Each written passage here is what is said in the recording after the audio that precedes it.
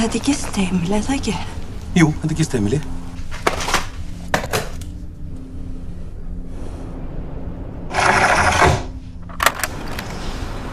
Are you alone? Why do you ask? I'm alone and cooking and, well, I thought if you fancied coming over then I'd be very happy to have you for dinner.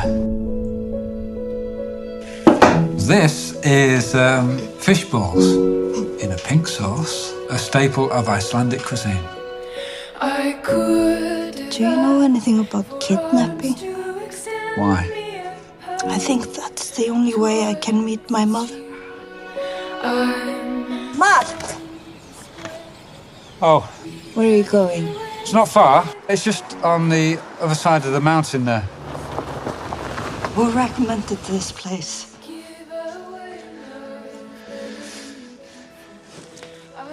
Aðstandendur óska eftir upplýsingum ferðir Brynju Ásgeirsdóttur. Af hverju ertu lýsa eftir mér?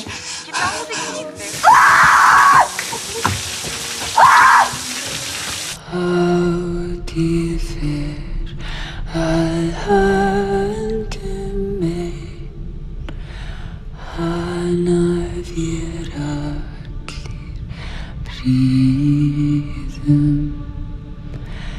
hlýðurinn tendri ljósin hrein, líður að dýðum. Mark! Líður að helgum dýðum.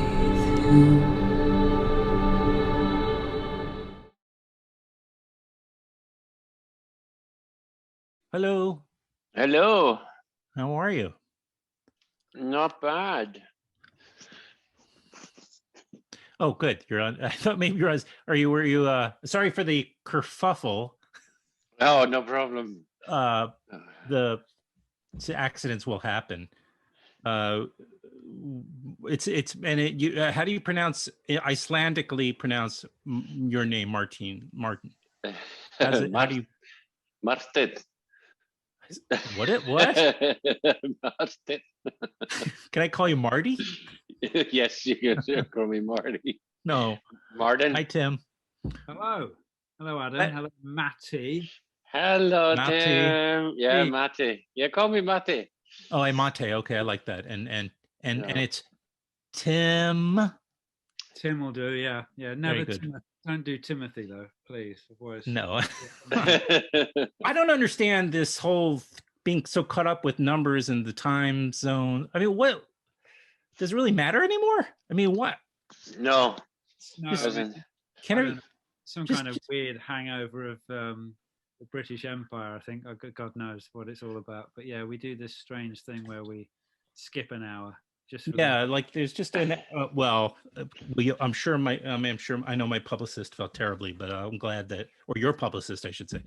I'm glad I'm glad you guys were flexible.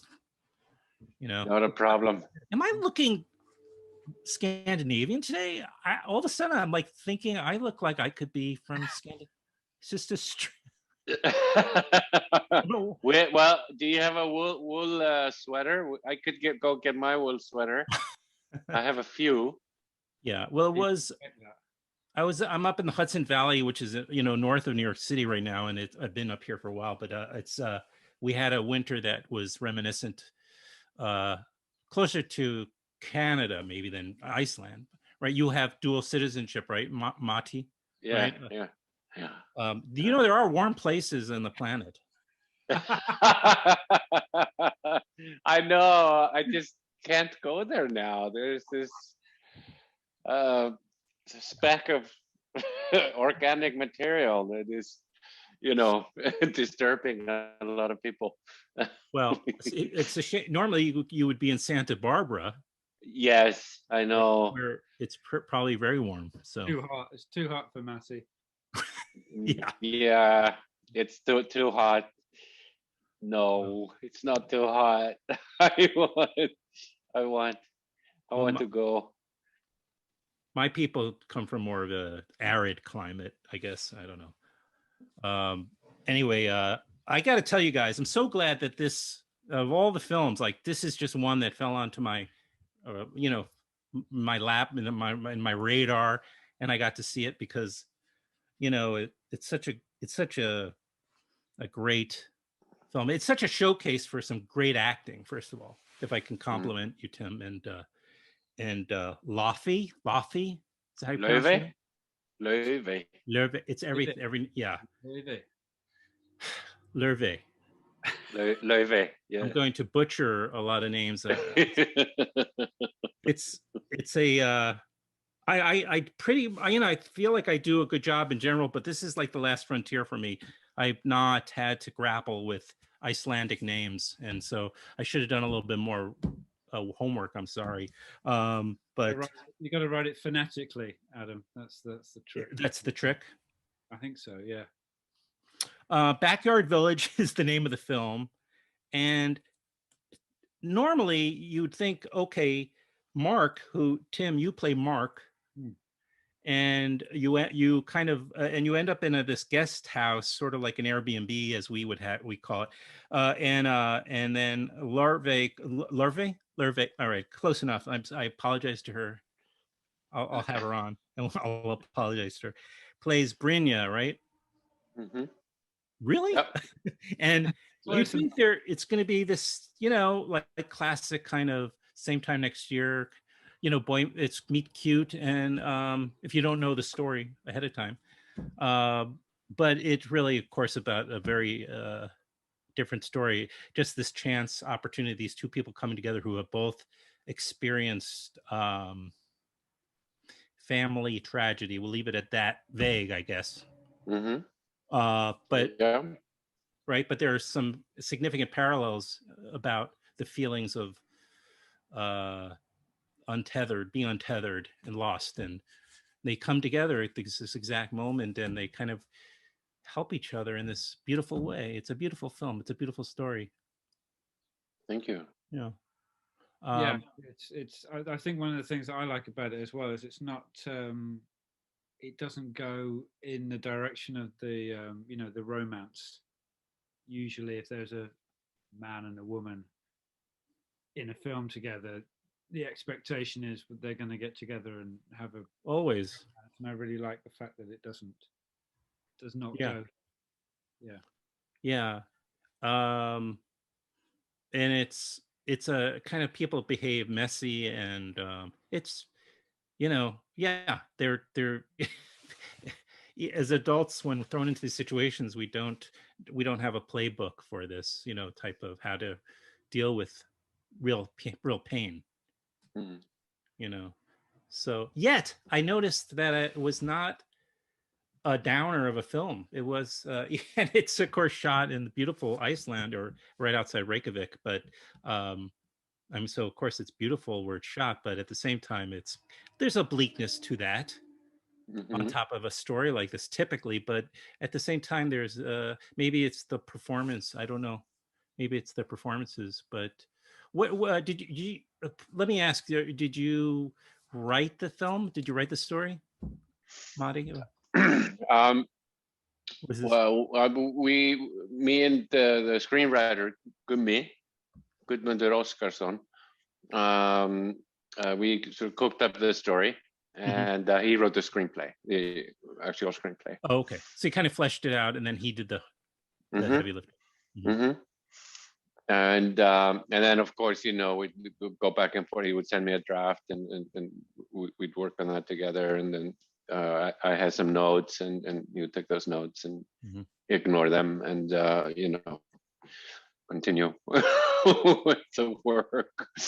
And then of course when Tim and Löwe came in, and then we did we're rehearsing, there's always some fine-tuning of dialogue, and maybe adding a bit or taking out a bit, and Tim brought some, of course, because we're writing about an Englishman, he brought his sort of unique insight into what it's like to be English, British. Well, I mean, it's English. Let's say English. I'm gonna own my Englishness. Was the character written as an Englishman? Yeah, we wrote it we had Tim in mind when we were writing the script. Oh, so, yeah. I mean, I think and so what kind of contributions, Tim, did you make? I think one of the strengths of the film is based on the fact that Matty allowed us to do some rehearsals before we shot the film. Matty flew me into Iceland, I think a week or 2 weeks before we were due to film, so that we could look at the script, workshop some of the scenes, and add some bits or take some bits away, whatever. It's interesting now to think back. I'm not entirely sure which bits were added or taken out, but there were like little additions, and it was just a luxury to. Right, that's the exact word I was going to. That opportunity to workshop it before we shot it, because when we did come to shoot it, we were very much up against it in terms of the amount of days we had to film, and also the amount of daylight we had every day, because you're shooting in December and it's 5-6 hours of daylight that time of the year, Matty. Mm-hmm. So yeah, right. We needed to be on top of it, on top of our game when we started filming. So Matty arranged for these rehearsals beforehand, which was so beneficial and so unusual in my experience. You know, you don't normally get that chance to. That is a luxury. You're right. I mean, you don't find that typically in a lot of non-big budget Hollywood films. You know, I mean, not even in big productions, I should say. There's rarely, you might get a table read if you're lucky, mm-hmm. but not a chance to actually workshop the scenes, and actually workshop the scenes for the most part in the locations that we shot in. So it was about that as well. We could actually work out sometimes the dynamics. There's one particular scene I've got in mind when Mark comes in slightly drunk. I know the scene. A lot drunk, with a spatula in his hand. And I remember we were able to fine tune that because we were literally in the, we were in the house that we were going to shoot the film in, and there was things like, well, hang on, some of it was to do with actually the geography of the room. We were able to workshop it and find a little bit of humor right in there just from being able to do that in advance, So that was a massive luxury and a big strength of the film, I think, is that we had that opportunity. Yeah, I like your performance in that scene, and in a way, you're reminding me how I was thinking as I watched you. Well, you don't seem drunk to me, because again, your performance is so truthful, and I don't mean to kiss your bum, but it's a very truth, because normally we're used to, like the drunk performances when, and I'm not saying it was complete. I mean, obviously if you lose your balance, that's when somebody, obviously that's an effect of that. But typically, it doesn't look like that. It looks like kind of closer to what how you were performing as somebody who was, Well, yeah, that was. I remember that being the scene when I first saw the script that felt, wow, how am I going to do that? Where's that going to come from? Because on the page as well, it did kind of come slightly out of left field, and that is the one scene that I remember probably out of everything, sitting down with Matty and Gumi and saying, how are you visualizing this? Let's try and get our heads around this. So that, I mean, a lot of the credit goes to Matty for that scene as well. He really helped me to kind of find the tone for it. And again, that probably was the one that benefited most from the workshop. I remember there's some funny photos somewhere that Matty's got of us workshopping that scene. With me with a towel. Let's cut to the photos. Let's take a look at that. There. Now we can insert in post-production. Hey, you're reminding me now of another thing that, as I was watching, I'm thinking to myself as I'm watching the film and questioning. All right, there's a key. Well, Iceland inevitably inserts itself as a character, if you will, into a film. I mean, just because it's just so impressive and it's dramatic. But there's a location that comes up a couple of times in the film. It's a key location, and I just thought, shouldn't we be hearing searing winds? And I mean, but it was so calm and quiet. I don't know. That's a kind of a obscure question. You probably never got that before, but in the mine, it was that's how it was. It was really? utterly silent. You know, it was a remarkable sound there, and I wanted to keep that. So you know, we could have added wind. True, we could have added stuff, but me and the sound designer Nico, he even went and did some extra audio recordings there, just to record the silence. And it just works so well with the scenes and with the dialogue, everything that's going on there.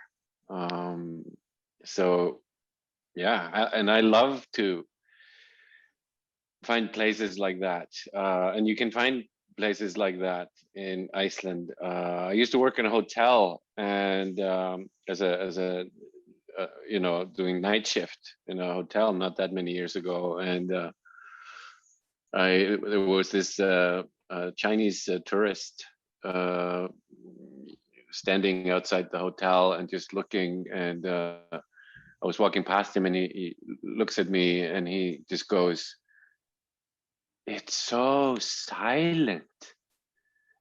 You know, probably coming from Peking or Beijing, you know, like you know, where's all this constant noise? But you know, you can actually come here and you can hear the silence.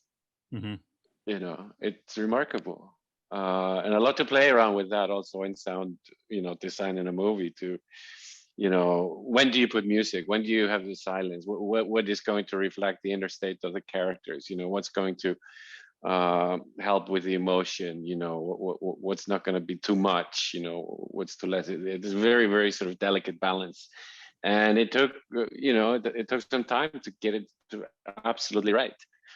Fortunately, we had really, really good time for post-production, so we could allow ourselves the luxury of you know, really sort of going over those details and doing this little, you know, finishing touches. It was like a dead space, that location. It was quite a curious spot to be in. It was like being in an amphitheater with no audience there. Just it lent something to. By the way, most amphitheaters are in that situation. There's no audience. Yeah. But the other interesting thing about that location, though, Matty, I don't know if you remember this now, thinking back, is about 2 weeks before we filmed, Matty sent me some test drone footage that they had shot in the mine, and it hadn't snowed. Yeah. That mine is red from the iron ore, I guess, which is in the soil. And it looks remarkable. It looks like something from a Star Wars film. It's like this amazing red earth. And then, of course, when we got there on the day, it snowed a day before, 2 days before. And suddenly we have this red landscape that we were envisaging shooting in. But, I mean, it works with the snow there. But I sometimes think back and think, what would it have looked like with all the red? And would it have still... I mean, it would have worked in a different way, but it would have been... I mean, it's an impressive location, that one. Yeah. Was that your first time in Iceland, Tim? No. So, I mean, the fact that it wasn't my first time in Iceland is integral to the existence of the film. In that, I'd been 10 years previously just on a holiday, and while I was there, I met Matty. I was introduced to Matty through a mutual friend and an actor who I had worked with, and who when I was going to Reykjavik, told me that I should meet Matty, and he assured me Matty would be nice to me, and that we would get on, and we did.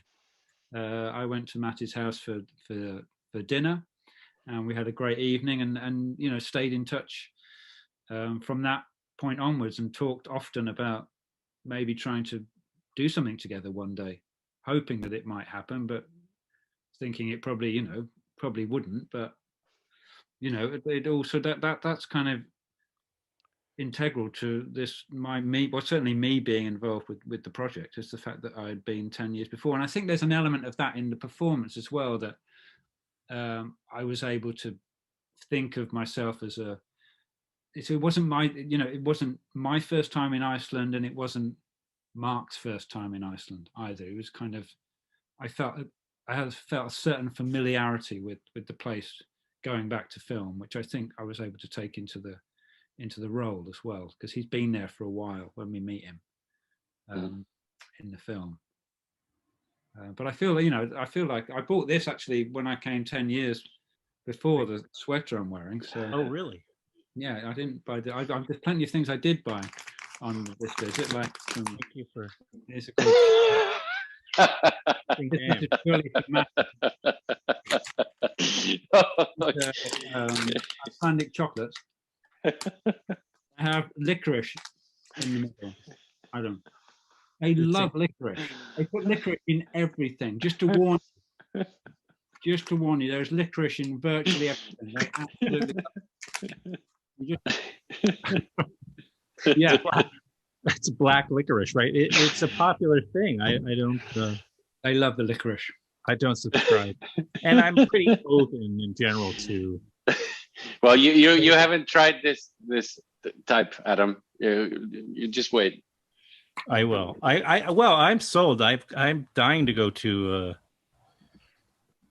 Iceland. I would love to go. I've seen several films over the years,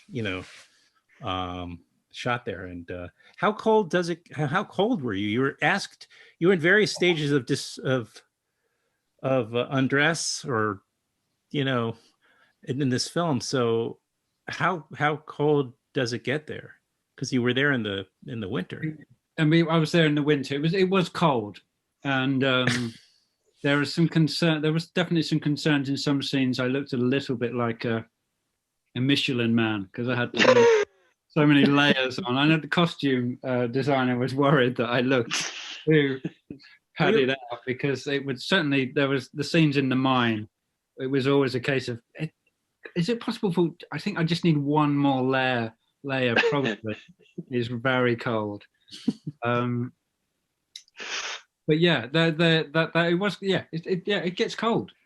It definitely gets cold. Yeah, not as cold as Canada though. I used to. Is that true? Yeah. Canada gets colder, especially the prairies like Winnipeg. Oh. Yeah. Nobody lives there. Nobody lives there. Like 98% of the country lives in Ontario, right? And Montreal or whatever. And they hover just above the American border there. And I think that probably Mexico should have built a wall there at the Canadian border. Yes. Keep Americans out of Canada. But yeah, I hope we win back your good graces. It's true for the UK as well. I hope we're sort of managing to inch our way back into your favors. Adam, I was thinking about this the other day. I can't tell you. There used to be a time not so long ago when I would wake up every morning and check the website just to think, what has he done while I've been asleep? That's what he was wanting you to do. And it's so nice to wake up without that kind of, yeah. I don't know what I'm doing with all the extra time. I used to spend a lot of time on various websites just with my head in my hands. So, I mean, it's good not to have that in my life at the moment. You could focus on other things like good movies and TV series. Like, is Afterlife coming back? What's that? In your licorice habit, yeah. I was going to say, I was wondering if Afterlife was coming back, just as a postscript. It is coming back. I think they start filming this month, I think. You don't know? There's a well, I don't want to, this. I don't want people start to spoilers. It's all of that, but I know. I believe that they are starting to film this very month. It will be the third and final series. Yes, yeah. I enjoy you in that. So again, the name of the movie again is called Backyard Village, directed by Marteinn Thorsson. I try to kind of sound Scandinavian when I say names too. I think I'm winning back favor here, and of course stars Tim Plester. It's now. Is this the American premiere at the Santa Barbara Film Festival? Or yes, it's the international premiere, really. Really? Oh, yeah, because it's only been shown in Iceland. So right. Does it have distribution at home? Yeah, in Iceland. Yeah. But not abroad. Of course, it would. I mean, how many films are I mean, is it? I know there's quite a few filmmakers probably mostly based in Reykjavík is my guess, but I mean, kind of right. So is it government subsidized to some degree? Or? Yeah. There would be no filmmaking really if it wasn't government subsidized because there is only about 350,000 of us on the island with the language that only we speak plus a few odd characters in the world, and if we want to maintain that culture, we need to do work in our own language, and so there's the Icelandic Film Fund or Film Center it's called, and there are about these days maybe 3 or 4 fully funded features that usually go through also the European system. You get co-producers from the Nordic countries, you might get distributor, whatnot. And then there's a few TV series. And then there is then Hollywood comes and shoots a lot here, keeping the crews busy. But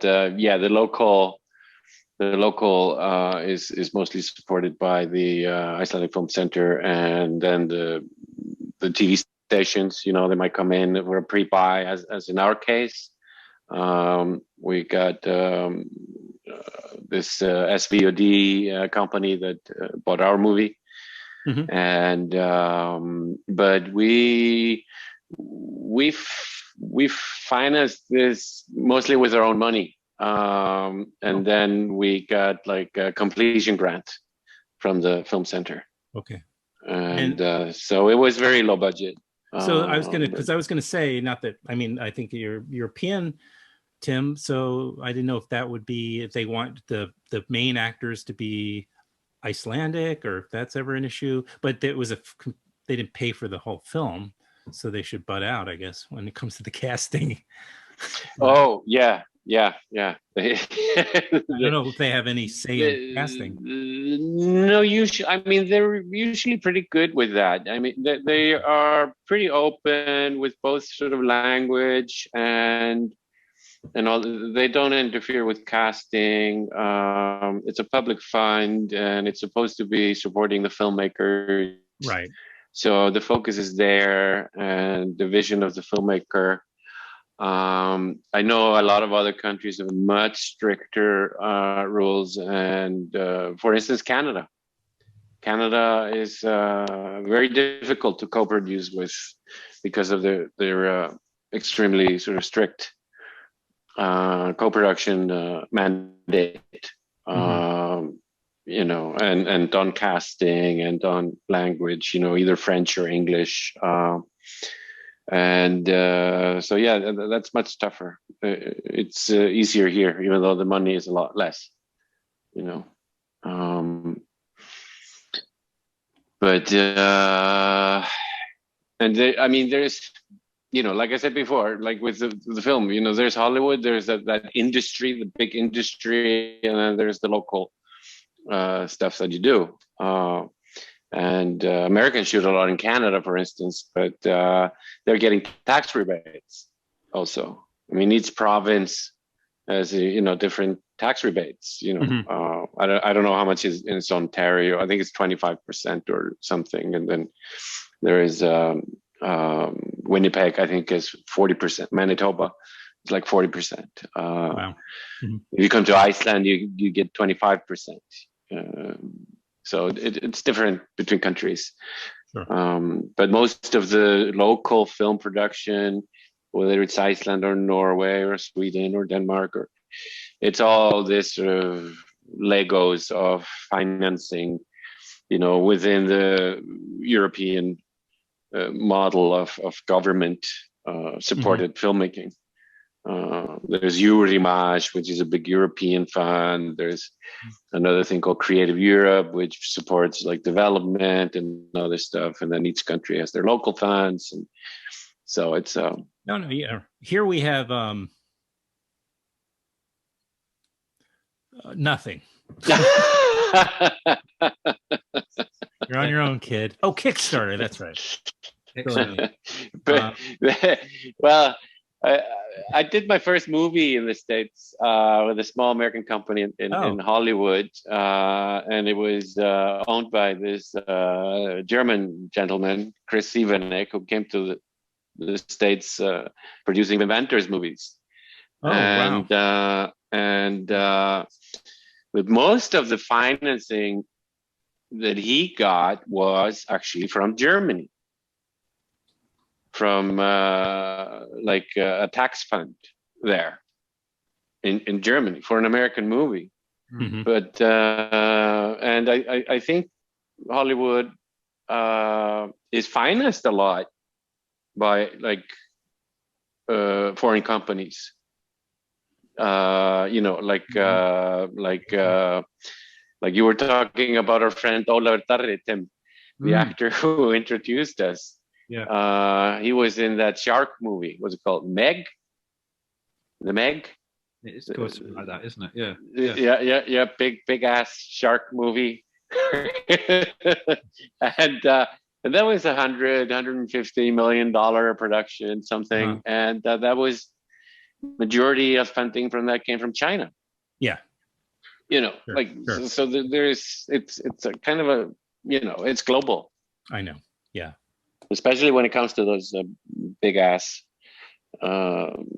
movies, entertainment juggernauts. Did you go to film school in New York or something, or in the States? Is that why you were making in Toronto? Oh, okay, very good. So that close enough to here where that would make sense. You might make a film here. Yeah, there's a few flights a day between Toronto and Los Angeles. Right. There used to be. Back when the world was, Yes.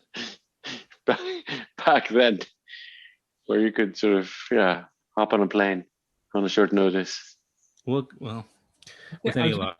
I was going to say, I think one of the other key things in terms of the funding of the film, or how one is able to make a film like Backyard Village on that level, is that Matty is actually talking to us. He's on set. He's talking. Matty's in one of the locations as we're speaking now, because the Backyard Village does exist as a real place, and it's in Matty's backyard. This does look familiar. That's wow. it. Okay. Is there a hot tub right next door? Yeah, there's the hot tub. Did I just see it in across the courtyard there? That's the set. Oh, There's the there hot it is. tub. Look at that.